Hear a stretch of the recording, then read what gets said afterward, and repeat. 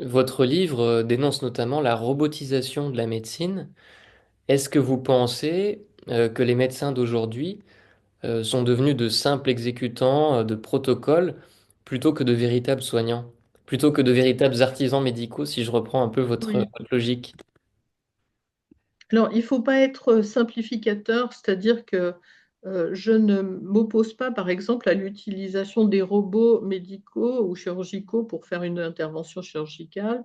J'ai bien conscience que la somme de connaissances qu'on a à examiner pour pouvoir prendre des décisions peut nécessiter parfois de recourir à des outils de recherche scientifique comme l'intelligence artificielle qui permet dans un temps très restreint d'avoir une vision intelligente de ce qu'on peut faire.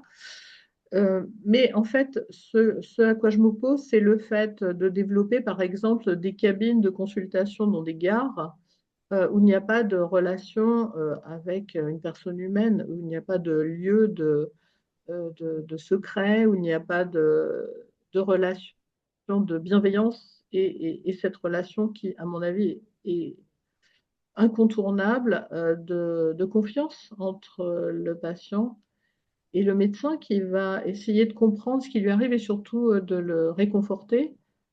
Parce que le réconfort, on ne l'apprend pas à la faculté de médecine, c'est incroyable.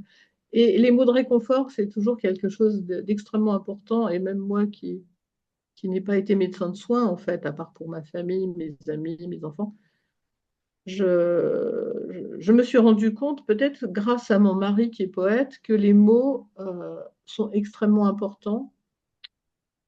Et je ne manquais jamais, au moment où je quittais quelqu'un qui était angoissé dans mon travail de médecin du travail, quelqu'un qui est angoissé parce que soit il a un problème de santé très important, qui va entraver son métier, soit qui peut lui risquer de lui faire perdre son travail, ou bien une situation de souffrance insupportable qui est due aux conditions de travail, je ne je quittais jamais les gens sans les réconforter, leur dire que j'avais confiance et qu'on allait trouver des solutions. Voilà.